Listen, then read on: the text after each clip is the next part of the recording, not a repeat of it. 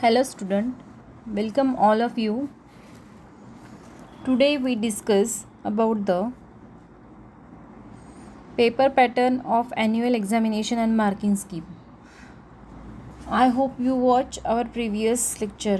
तुम्ही याच्या आधीचं पाहिलं असेल, त्यामध्ये मी तुम्हाला सेक्शन ए जो आहे तो पूर्ण जो पेपरचा पॅटर्न आहे तोही समजून सांगितला होता आणि सेक्शन ए जो आहे तो पण टोटली एक्सप्लेन केलेला होता.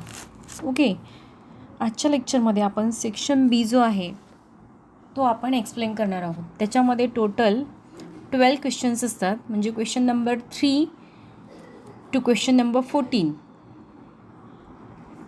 12 क्वेश्चन्स आणि त्यापैकी आपल्याला सॉल्व इन 8 तो आपण आज पाहूयात. Okay, now let's see section B. See here section B आणि त्याच्याखाली आपण लिहिलेलं आहे अटेम्प्ट एनी 8. मग यामध्ये आपल्याला कुठलेही 8 जे आहे ते सॉल्व करायचे आहेत. मग आता याच्यामध्ये जे आहे फर्स्ट जो क्वेश्चन नंबर 3, कारण की 2 क्वेश्चन नंबर 1मध्ये MCQ होता, क्वेश्चन नंबर 2मध्ये 7 1 मार्क्सचे क्वेश्चन होते आणि क्वेश्चन नंबर 3 आता कंटिन्यू आपले क्वेश्चन सुरू होणार आहे याच्यामध्ये 3 to 14पर्यंत. ओके, मग क्वेश्चन नंबर 3 काय दिलेला आहे, explain the triangle law of vector addition. मग आता असा क्वेश्चन असल्यानंतरनं याच्यामध्ये तुम्हाला सगळ्यात पहिले ट्रायंगल लॉचं जे स्टेटमेंट आहे ते लिहायचं आहे. Triangle law of vector addition. मग फक्त स्टेटमेंट लिहून त्याची डायग्रॅम ड्रॉ करायची आहे. ट्रायंगल लॉचं जे स्टेटमेंट आहे जे आपण सेकंड चॅप्टर मॅथमॅटिकल मेथड्समध्ये लर्न केलेलं आहे. मग सगळ्यात आधी त्याचं जे स्टेटमेंट आहे ते लिहायचं ट्रायंगल लॉ ऑफ वेक्टर ॲडिशनमधलं. ते जे स्टेटमेंट आहे ते आपल्याला आपल्या बुकमध्ये सुद्धा आहे आणि आपणही लर्न केलेलं आहे. If two vector describing the same physical quantity are represented in magnitude and direction by the two sides of the triangle taken in order, then the resultant is represented in magnitude and direction by the third side of the triangle drawn in the opposite sense, that is from the starting point of the first vector to the end point of the second vector. हे जे आहे हे त्याचं statement आहे. मग याची डायग्रामसुद्धा draw करायची आहे. पहा याच्यामध्ये जे आहे डायग्रॅम ड्रॉ करायची आपल्याला. मग यामध्ये जे ॲरो आहे ते इम्पॉर्टंट आहेत. हा एक वेक्टर आहे आणि हा एक वेक्टर आहे. हे दोन्ही सेम ऑर्डरमध्ये आहे. याचा जो रिझल्टंट असतो तो असतो इन अपोजिट ऑर्डर.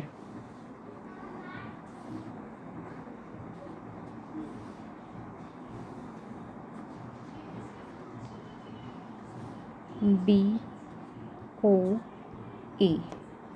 हा एक आहे आणि हे दोन पहा सेम ऑर्डरमध्ये आणि थर्ड त्याचा जो रिझल्टंट आहे तो कसा आहे, ऑर्डरमध्ये नसून अपोजिट ऑर्डरनी आहे. This is the vector P, this is vector Q and this is the resultant vector R. मग आपण स्टेटमेंट लिहिलं त्यानंतरनं ही डायग्राम ड्रॉ करायची. मग या डायग्रामवरूनच आपण काय म्हटलं, let P and Q be the two vectors are of same type taken in the same order as shown in the figure, and the resultant vector will be given by the third side which is taken in opposite order. That is, we can write OA plus OP is equals to OR. Sorry, OR नहीं है, AB आहे.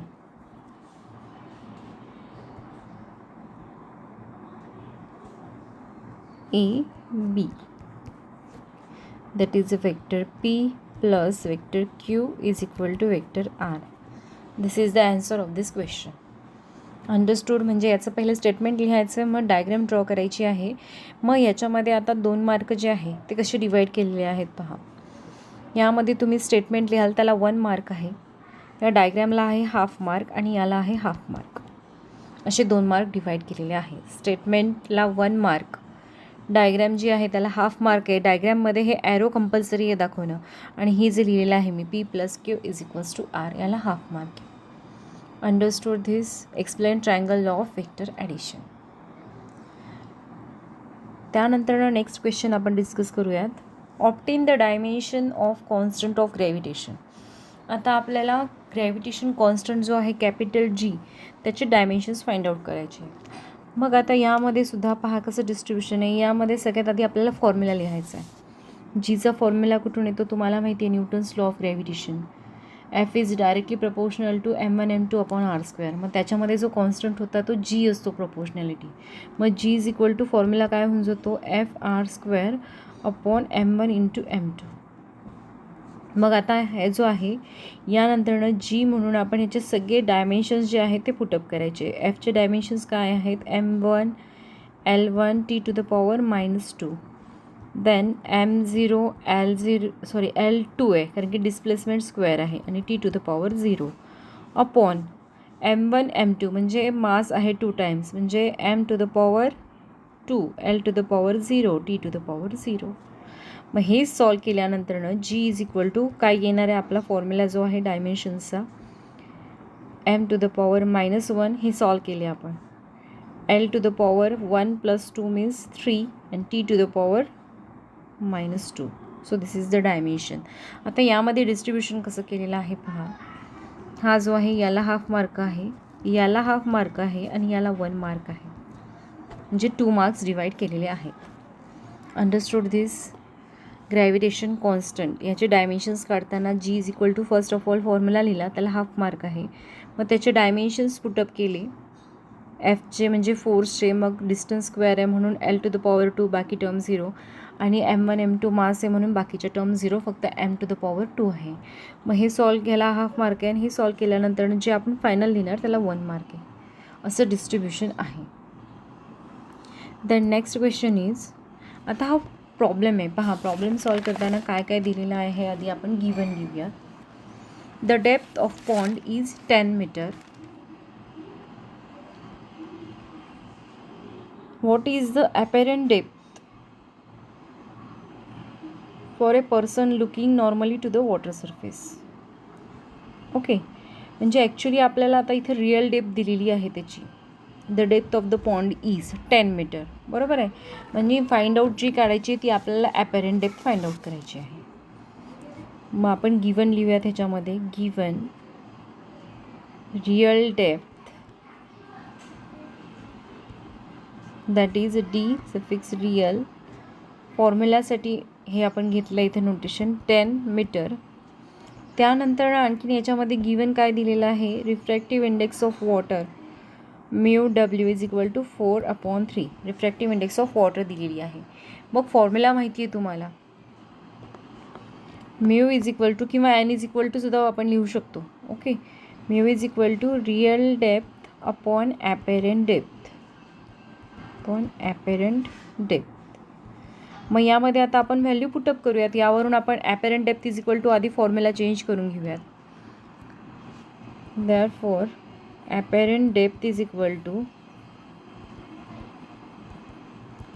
Real depth upon refractive index that is mu. मग आपल्याकडे दोन्ही value आहेत. Real depth आहे 10 upon त्याची refractive index आहे 4/3.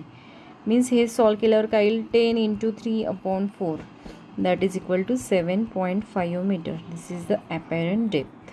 Okay, understood this. म्हणजे सगळ्यात आधी आपण ह्याच्यामध्ये काय लिहिलं, गिवन लिहिलं.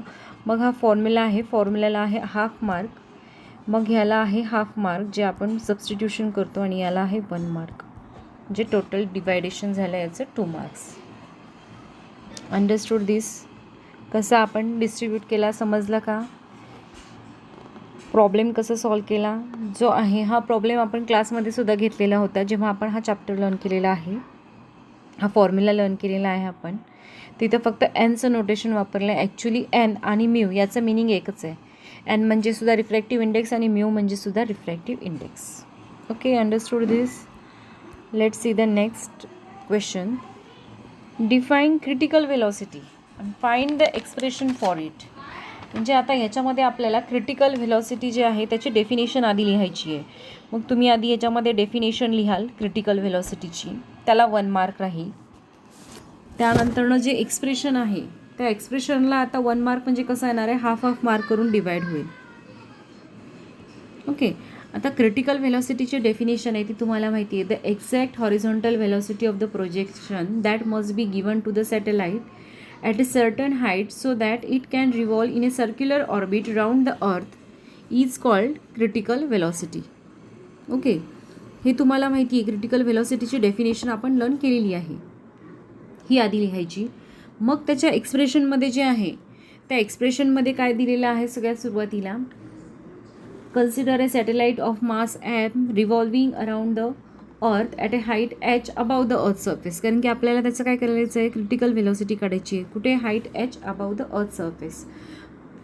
Then if the satellite is moving in circular orbit of radius r plus h, then its speed must be equal in magnitude of critical velocity. म्हणजे त्याचा स्पीड मस्ट बी काय झाला, इक्वल झाला क्रिटिकल व्हेलॉसिटीचा. मग आपण एक घेतलं होतं, centripetal force is equal to gravitational force. Centripetal force is equals to gravitational force आपण ह्याचं घेतलेलं आहे. मग याच्यामध्ये आपण डायरेक्टली व्हॅल्यू पुटअप केल्या, M VC square upon R, this is the centripetal force, is equal to GMM upon R square. This is the formula for the gravitational force. मग हे सॉल्व केल्यानंतरनं जे येणार आहे, therefore VC is equal to आता actually square आहे त्याचा, पहा इथे MVC square is equals to, हे सॉल्व केल्यानंतर काय येते, GM अपॉन आर. बाकीच्या टर्म कॅन्सल झाल्या. Therefore VC is equal to under root of GM upon R. हे फायनल एक्सप्रेशन आहे. मग याला हाफ मार्क आहे आणि वरच्या ज्या स्टेप्स आहे याला राहील हाफ मार्क. ओके, म्हणजे याला 2 मार्क्स कसे, 1 मार्क डेफिनिशनला आहे आणि त्याच्या एक्सप्रेशनमध्ये इम्पॉर्टंट काय आहे, जे लास्ट एक्सप्रेशन आहे त्याला आहे हाफ, आणि जो मध्ये आपण centripetal force is equal to gravitational force सांगितलं आहे त्याला आहे. Understood this. How we write the expression for the critical velocity of satellite at a height H above the earth surface. मग इथे तुम्ही लिहाल पण एक्सप्लेनेशनमध्ये जसं आपण लिहितो की नाही, क्रिटिकल व्हेलॉसिटीची डेफिनेशन लिहा. मग एक्सप्रेशन लिहिताना जसं आपण म्हणतो, consider a satellite of mass M revolving around the earth at a height H above the earth surface. Let capital M be the mass of the earth and R be the radius.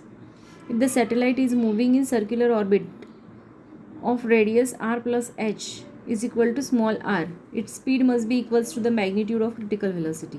म्हणजे आपण म्हटलं centripetal force is equal to gravitational force, आणि यावरून find out केलेलं आहे. Then next question is define absolute refractive index and relative refractive index.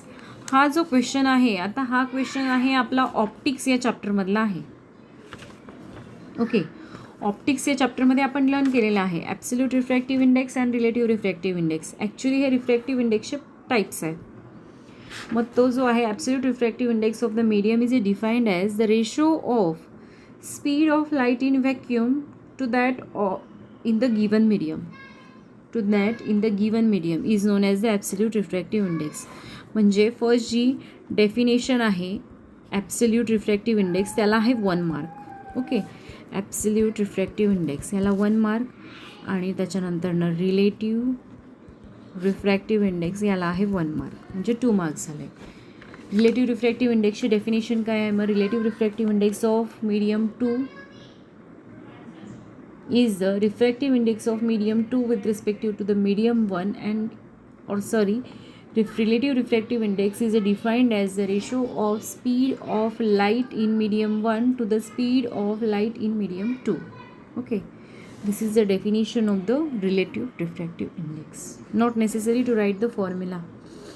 इथं formula नाही लिहिला तरी चालतो, डेफिनेशन लिहा.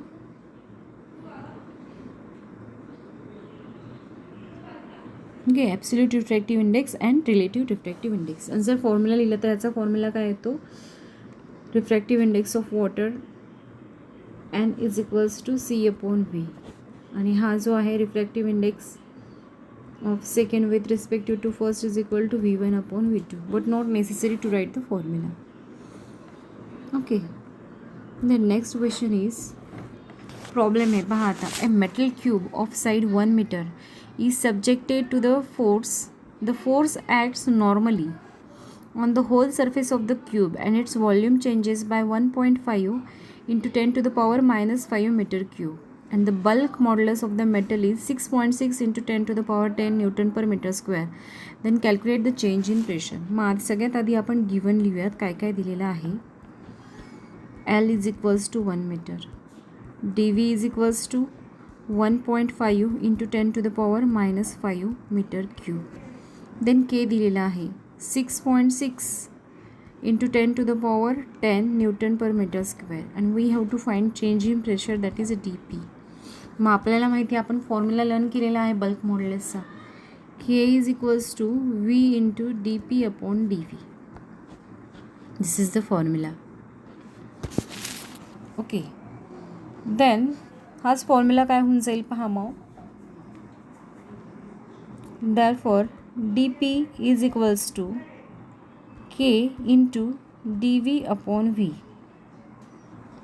Okay, but here V is equal to काय, तर volume is equal to length cube.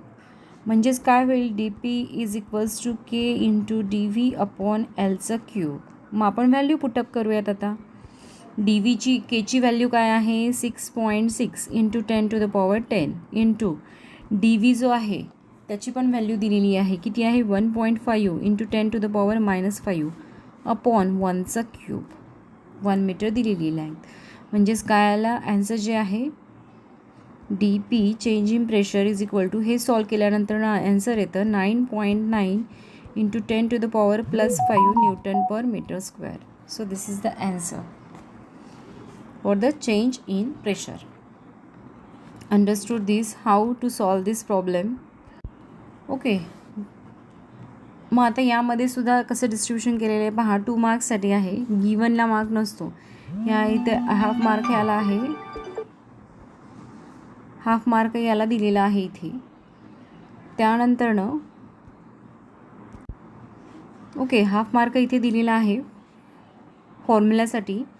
त्यानंतरनं याच्यामध्ये सबस्टिट्यूटनला हाफ मार्क आहे आणि मग हा जो आहे याला 1 मार्क आहे. असं 2 मार्क्ससाठी डिस्ट्रीब्युशन आहे. I hope you understood how to solve this problem. Now let's see the next. Explain the N type of semiconductor. आता यामध्ये जे आहे एक्सप्लेनेशनमध्ये N टाईपमध्ये तुम्ही काय काय लिहिणं अपेक्षित आहे पहा. ॲक्च्युली जे फीचर्स आहेत ते लिहिले तरी चालतील. In short N type of semiconductor. मग यामध्ये 4 पॉईंट्स हवे, ज्याला 2 मार्क्ससाठी आहे तर हाफ मार्क इच पॉईंट. मग सगळ्यात आधी these are the material dope with the pentavalent impurity, आणि त्यालाच काय म्हणतो आपण donor. Okay, this is the first point. म्हणजे आपण हाफ मार्क असे 4 पॉईंट लिहिणार आहे. And electrical conduction in these materials is due to majority carriers that is electrons. म्हणजे आपण त्याचं एक्सप्लेनेशन करत आहे कसा N टाईप सेमीकंडक्टर आहे.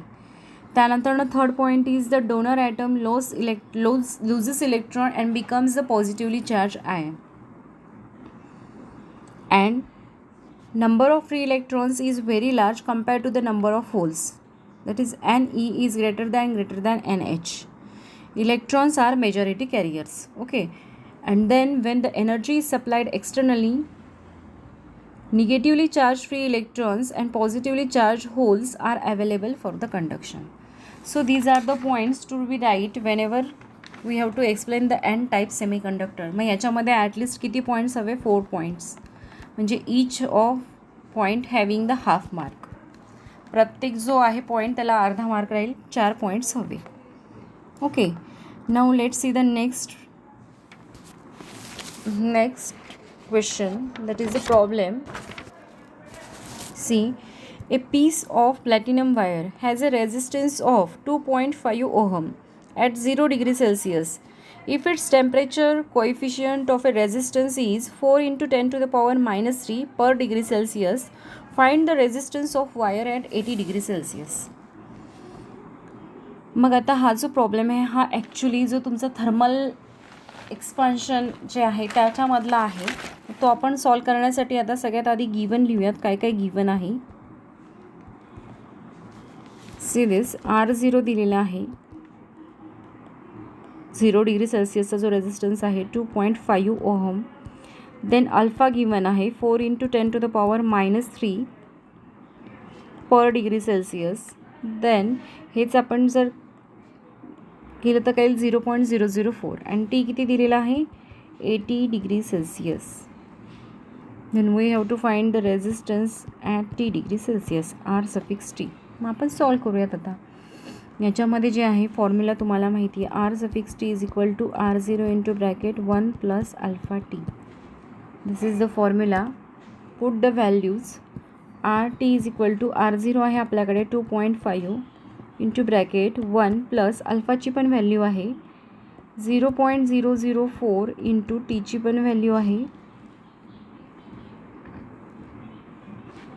80.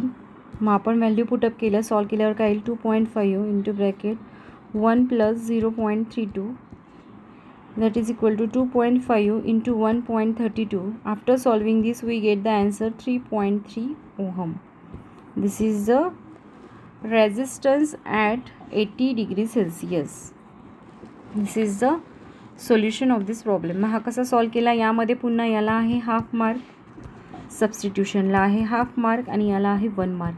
हा म्हणजे कसा, ही जर फक्त व्हॅल्यू लिहिली तर हाफ मिळतो आणि त्याचा युनिटला हाफ मार्क असतो. Understood this, how to solve this problem. हा पण आपण घेतलेला आहे, जेव्हा आपण हा चॅप्टर लर्न केला आहे तेव्हा आपण हा प्रॉब्लेम घेतलेला आहे. Understood this, how to solve this problem. Then next is the what is the uniform electric field and non uniform electric field. तर पहा, युनिफॉर्म इलेक्ट्रिक फील्ड आणि नॉन युनिफॉर्म इलेक्ट्रिक फील्ड कशाला म्हणतात. ॲक्च्युली हा जो concept आहे, हा जो तुम्हाला electrostatic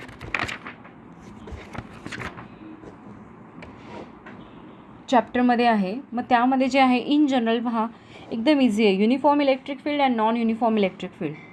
A uniform electric field whose magnitude and direction same at all points is known as the uniform electric field. या डेफिनेशनला 1 मार्क आहे. इन जनरल ही डेफिनेशन आपण लिहू शकतो. म्हणजे कसं पहा, a uniform electric field a field whose magnitude and direction, म्हणजे त्याची जी मॅग्निट्यूड आहे आणि डायरेक्शन कशी आहे same at all point, then that field is known as the uniform electric field. And then non-uniform electric field means a field whose magnitude and direction is not same at all points is known as the non-uniform electric field. मग ह्याला प्रत्येक डेफिनेशनला 1 mark आहे. 1 mark for the uniform electric field and 1 mark for the non uniform electric field. Understood this, we have to write only definition of this. Uniform means a uniform electric field whose magnitude and direction are same at all points is known as uniform electric field. And non-uniform means a field whose magnitude and direction is not same at all points. Okay, so this is the answer of this question. The next is the a car moves in a circle at a constant speed of 50 meters per second and completes 1 revolution in 40 seconds. Determine the magnitude of acceleration of the car. Okay, this is the problem from the third chapter, that is motion in plane. मग आपण हा solve करूयात. आता हा कसं solve करायचं पहा. सगळ्यात आधी आपण गिवन लिहूयात. गिवन काय काय दिलेलं आहे. ओके, गिवनमध्ये व्ही दिलेला आहे 50 metre per second. Then time दिलेला आहे 40 second. Then S is equal to circumference that is twice pi R, circle आहे म्हणून. Okay, and acceleration we have to find it.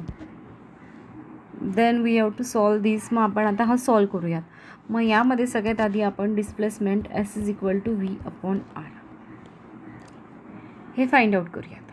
Okay,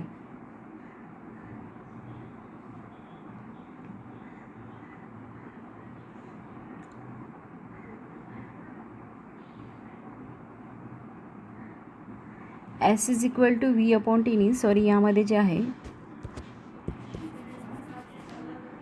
velocity is equal to जो formula तुम्हाला माहिती आहे displacement upon time. मग यामध्ये आपण व्हॅल्यूज पुटअप करूयात. एसची व्हीची व्हॅल्यू आहे 50 इज इक्वल टू एसची आहे ट्वाईस पाय आर आणि टाईम दिलेला आहे 40. मग व्हॅल्यू काय येणार आहे twice pi R.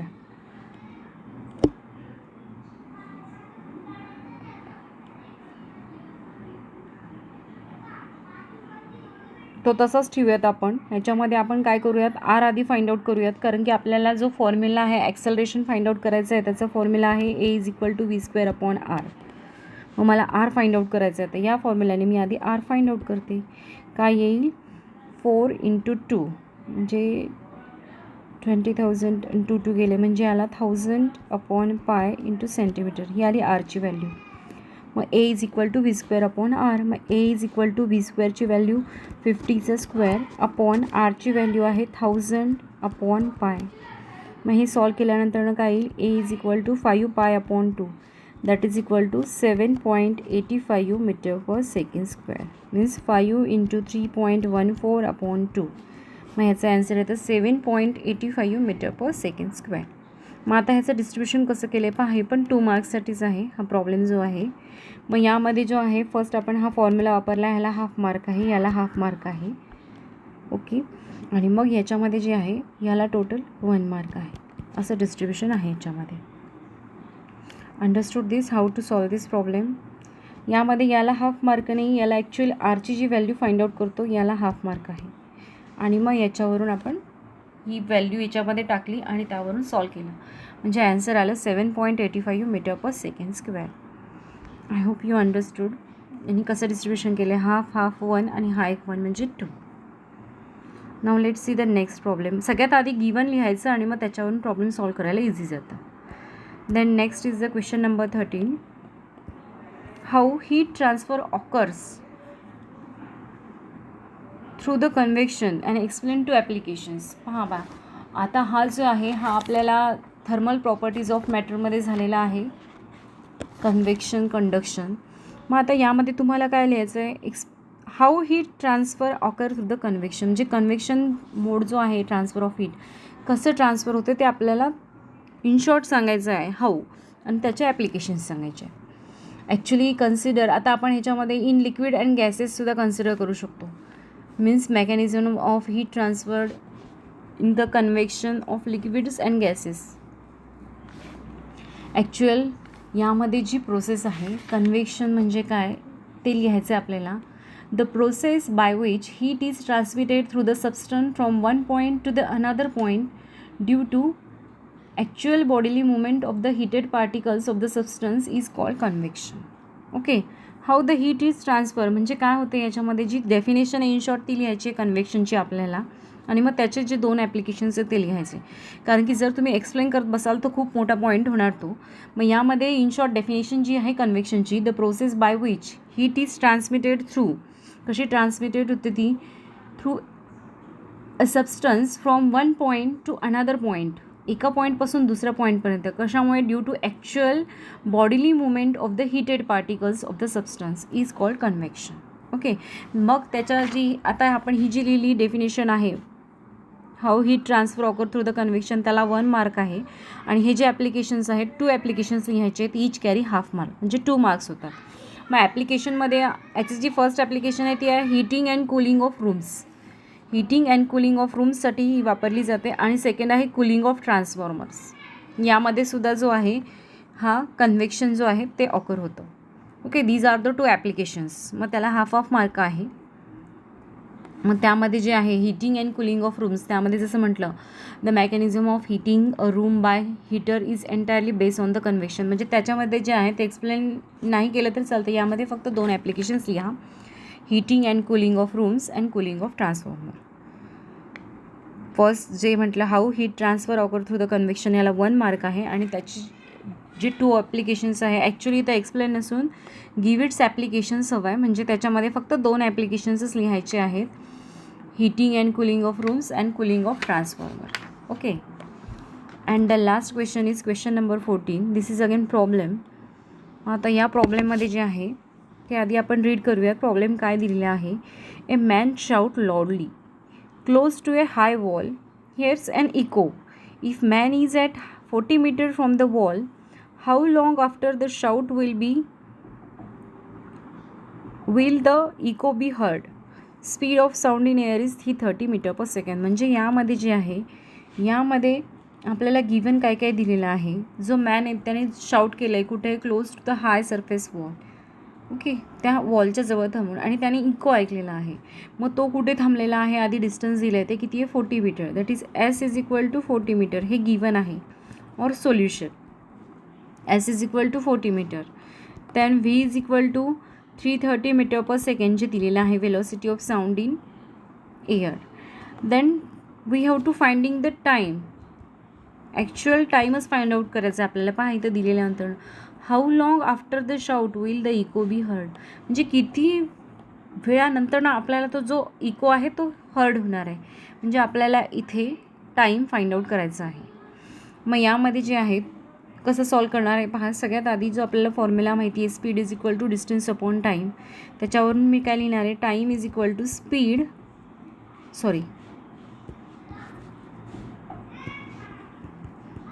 Time is equal to distance upon speed. Okay, मग आता याच्यामध्ये जे आहे आपण व्हॅल्यू पुटअप करूयात. व्हॅल्यू म्हणजे सगळ्यात आधी आपण the distance travelled by the sound wave ती फाइंड आउट करूयात. ती कशी येणार आहे पहा. The distance travelled by sound wave, तो फॉर्म्युला आपण नंतर यूज करणार आहे टाईम फाइंड आउट करण्यासाठी. साऊंड वेव्ह ॲक्च्युली तो काय येणार आहे, 2 into distance from the man to the wall, 2 times the distance travelled by the shouted wave. Actually का 2 टाइम्स दिलं आहे, ते जे आहे ते डिस्टन्स 2 टाइम्स होतं की नाही, या टाईमनी जातं आणि नंतर पुन्हा त्याच्यावरती काय होतं, इको हर्ड होतो, म्हणजे पुन्हा आपल्याकडं म्हणजे काय येणार, 2 into distance from man to wall, that is 2 into 40, that is equal to 80 metre. म्हणजे जे आपल्याला डिस्टन्स दिलं होतं की नाही 40, ते नसून ते डबल डिस्टन्स कवर करणार आहे, 2 इंटू 40, दॅट इज 80 मीटर. मग आपला जो फॉर्म्युला आहे, फ्रॉम फॉर्म्युला आपण काय म्हटलेलं आहे, time is equal to distance upon speed. मग डिस्टन्स आता आपण फाइंड आउट केलेला आहे, डिस्टन्स किती आलेला आहे, 80 मीटर अपॉन 330 जी स्पीड दिलेली आहे. मग हे सॉल्व केल्यावरती याचं ॲन्सर येतं 0.24 second. This is the time taken to travel a distance or to hear an echo. Hear echo. So this is the answer. Understood this. कसं सॉल्व केलं आपण हे, याच्यामध्ये जे आहे सगळ्यात आधी आपण गिवन लिहिलं आणि त्याच्यामध्ये जे आहे 40 मीटरमध्ये तो मॅन स्टँडिंग झालेला आहे 40 मीटर अंतरावरती, आणि तो तिथून आता जेव्हा लाऊडली शाऊटली जोरात ओरडणार आहे तेव्हा काय होणार आहे, ते डिस्टन्स तेवढं कवर होणार आहे, पुन्हा त्याच डिस्टन्सने, म्हणून इथं आपण 2 टाइम्स घेतलेला आहे आणि हा फॉर्म्युल्यामध्ये व्हॅल्यू पुटअप केली आणि आपण ॲन्सर काढला. मग आता याच्यामध्ये डिस्ट्रीब्युशन जे आहे याला हाफ मार्क दिलेला आहे, हा जो फॉर्म्युला आहे त्याला, आणि त्यानंतरनं half mark for this finding this displacement S, then again 1 mark for this time taken to hear an echo. Understood this. Actually याला हाफ आहे आणि याला हाफ आहे, म्हणजे 2 मार्क्स झाले. हा हाफ 1 झाला आणि इथे व्हॅल्यू पुटअप केल्याचं हाफ आणि हा हाफ पुन्हा 1 झाला. Understood this. How to solve this problem. I hope you understood. हे सगळं तुम्ही एक्झाममध्ये करून ठेवा. हेही क्वेश्चन्स येतील, याच्या व्यतिरिक्त आणखीन सुद्धा क्वेश्चन्स येतील. 2 मार्क्सला या टाईप ऑफ क्वेश्चन्स विचारले जातात. मग हे सर्व तुम्ही करून ठेवा. एक्झाममध्ये तुम्हाला अशा टाईप ऑफ क्वेश्चन्स लिहायचे आहेत, मग त्यामध्ये प्रॉब्लेम्स कसे सॉल्व करायचे आणि थेअरी कशी लिहायची ते मी तुम्हाला एक्सप्लेन केलेलं आहे. हा झाला सेक्शन बी. म्हणजे यामध्ये टोटल आपण क्वेश्चन नंबर 3 पासून ते क्वेश्चन नंबर 14 पर्यंतचे क्वेश्चन आपण डिस्कस केलेले आहेत, आणि यामधले आपल्याला कुठलीही 8 सॉल्व करायचे आहे. Solve any 8. मग त्यामध्ये आता नियर अबाउट 5 to 6 प्रॉब्लेम्स आहेत यामध्ये, आणि बाकीची जी आहे ती थिअरॉटिकल आहे. Okay, I hope you understood how to solve this section B. Thank you.